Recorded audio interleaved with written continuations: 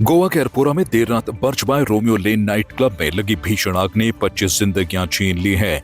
लोगों से भरा यह क्लब कुछ ही मिनटों में भय और अफरा तफरी के मंजर में बदल गया। अधिकारियों के अनुसार क्लब में अचानक आग भड़क उठी और सिलेंडर ब्लास्ट के चलते आग ने भयावह रूप ले लिया। करीब 2 घंटे की कड़ी मशक्कत के बाद आग पर काबू पाया जा सका। बताया जा रहा है कि आग लगते ही कई लोग जान बचाने के लिए बेसमेंट की ओर भागे, जहां धुआं भर जाने से लगभग 20 लोगों की मौत दम घुटने से हुई। 6 लोग अभी भी अस्पताल में भर्ती हैं। इस हादसे में उत्तराखंड के 5 युवकों की भी दर्दनाक मौत हो गई है। ये सभी क्लब में कर्मचारी के रूप में काम कर रहे थे। मृतकों में टिहरी गढ़वाल के जितेंद्र सिंह, सतीश सिंह और सुरेंद्र सिंह शामिल हैं। चंपावत के मनीष सिंह और एक अन्य युवक सुमित नेगी भी इस हादसे में जान गंवा बैठे। घटना की खबर मिलते ही उत्तराखंड के उनके गांव में मातम फैल गया। परिवारों ने सरकार से पार्थिव शरीर जल्द लाने और आर्थिक सहायता की गुहार लगाई है। गोवा पुलिस ने घटना की गंभीरता को देखते हुए गैर इरादतन हत्या का केस दर्ज किया है और सुरक्षा मानकों की जांच शुरू कर दी है। सिर्फ प्यार ही एक जज्बात नहीं होता, अपनों के साथ घर बनाना भी प्यार होता है। आप इस धूप में कितनी अच्छी। और ट्रूमेट अप्लायंसेस के साथ आपका दिल और घर दोनों चले परफेक्ट सिंक में। ट्रूमेट अप्लायंसेस के साथ लिखिए एक नई कहानी। और देखिए हमारी फिल्म गुस्ताख इश्क जो आ रही है 28 नवंबर को सिर्फ थिएटर्स में। मुख्यमंत्री पुष्कर सिंह धामी द्वाराहाट ब्लॉक के धनखल गांव पहुंचे, जहां उन्होंने पूर्व केंद्रीय रक्षा राज्य मंत्री और नैनीताल सांसद अजय भट्ट के भाई स्वर्गीय रामदत्त भट्ट के निधन पर शोक संवेदनाएं व्यक्त की। धनखल गांव में मुख्यमंत्री पुष्कर सिंह धामी ने शोक संतृप्त परिवार से मुलाकात की। मुख्यमंत्री ने दिवंगत रामदत्त भट्ट को श्रद्धांजलि देते हुए कहा कि उनका दिवंगत आत्मा से व्यक्तिगत लगाव था। उन्होंने ईश्वर से प्रार्थना की कि दिवंगत आत्मा को भगवान अपने श्री चरणों में स्थान दें। परंपरागत रूप से हमारा भारत का मित्र रहा है और बहुत बड़ी मित्रता रही है, और हमारे प्रधानमंत्री नरेंद्र मोदी जी के बारे में जो उन्होंने कहा और जिस प्रकार से उस दोस्ती को और प्रगाढ़ किया, यहाँ आए उनकी गाड़ी में एयरपोर्ट से बैठकर एक साथ दोनों वहाँ के राष्ट्रपति और हमारे प्रधानमंत्री जी गए। इससे भारत रूस के संबंधों में और मजबूती आएगी और हमारे देश के लिए भी, भारत की सुरक्षा के लिए भी, अन्य दृष्टि से भी ये यात्रा उनकी बहुत महत्वपूर्ण है और इससे भारत और रूस के संबंध और मजबूत होंगे। भारत को जो आज चौथी अर्थव्यवस्था के रूप में हमको मान्यता मिल रही है पूरी दुनिया के अंदर, आने वाले समय में भारत बहुत जल्दी ही दुनिया की 3 प्रमुख जो आर्थिक शक्तियाँ हैं उनमें शामिल हो जाएगा।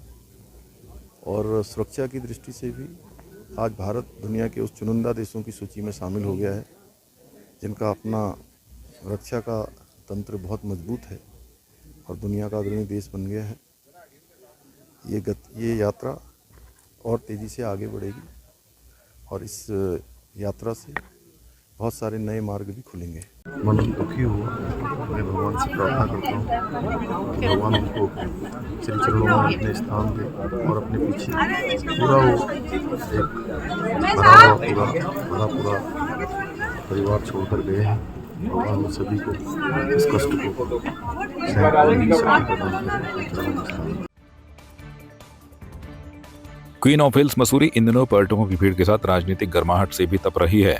शहर के विकास और अव्यवस्थाओं को लेकर कांग्रेस और भाजपा आमने सामने आ गई हैं।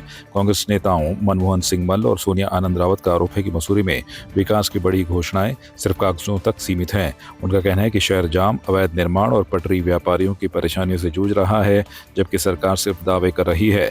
नेताओं ने शिफॉन कोर्ट के 84 परिवारों को अब तक न आवास मिलने और न ही मुआवजा मिलने पर सवाल खड़े किए हैं। वहीं भाजपा के युवा नेता आर्यन देव उनियाल ने पलटवार करते हुए कहा कि प्रधानमंत्री मोदी और मुख्यमंत्री धामी के नेतृत्व में उत्तराखंड चारों दिशाओं में विकास कर रहा है। मसूरी को व्यवस्थित करने के लिए योजनाबद्ध तरीके से काम चल रहा है और पटरी व्यापारियों को पुनर्वास देकर ही आगे की कार्रवाई होगी। आज स्थिति है कि जब से लगे 2 साल से पूरे शहर की स्थिति बड़ी खराब हो गई।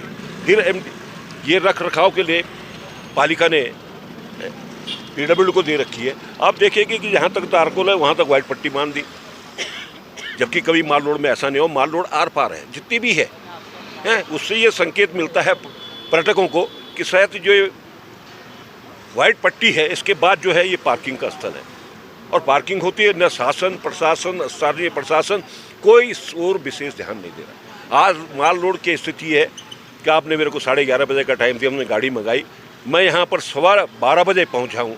क्या स्थिति शहर की है, ट्रैफिक जाम है, लंडौर पूरा जाम है, आदमी कैसे चलेगा, कैसे इस शहर का उत्थान कैसे होगा? अगर हम कोई बयान देते तो विपक्ष वाले चिल्लाते साहब ये तो इनके पास कोई काम नहीं है, हमारे अच्छे कामों को वो करते हैं। आज सड़क का ये हाल है कि आदमी पैदल नहीं चल सकता। आज टूरिस्टों को कोई सुविधा नहीं है, कहाँ पर वो करे। जो चिंता का विषय है कि मसूरी कैसे सुधरे, कहाँ है पार्किंग। आपने जो है 5 साल से PWD का गेस्ट हाउस जो है एक्वायर कर दिया है और आज तक वहाँ पर कोई जू नहीं रेंगरी, ना कोई वहाँ पर पत्थर लगा। आपने इन 84 परिवारों के लिए मुख्यमंत्री जी से शिलान्यास कराया, वो आज कहाँ पर है? कहाँ पर धरातल पे जो आप बोलते हैं, मैं तारीफ करूँगा अपने विधायक की। आप मेरे को कोई ऐसे अच्छा कार्य बता दें जिससे कि समाज को और मसूरी को जो है तरक्की मिली हो। पुल बना है मसूरी से नीचे, वहाँ पर जाम इतना बुरा है कि मैं सोचती हूँ कि जब अभी सीज़न शुरू होगा, सीज़न तो वैसे हमेशा ही रहता है, लेकिन जब सीज़न शुरू होगा तब वहाँ पे क्या हाल होगा। तो पदचिन्हों पर भी उनके चलने की कोशिश करनी होगी।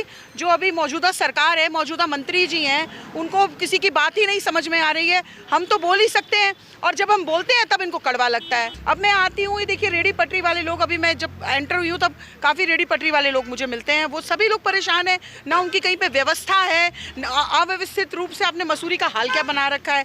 अरे भाई, हम सब साथ मिलकर के चाहते हैं कि मसूरी सुंदर बने, मसूरी में व्यवस्था तरीके से हो, लेकिन कौन यहाँ पे काम कर रहा है मुझे बताइए। हम तो चिल्ला सकते हैं, काम की कलम तो आपके हाथ में है, लेकिन आप करना नहीं चाहते। तो कहीं ना कहीं हम लोग ये आवाज़ उठा रहे हैं आकर के। हम तो मैं ये बोलना चाहूँगा, सबसे बड़ी अदालत जनता होती है समाज की, और नेताओं को भी आईना जनता दिखाती है।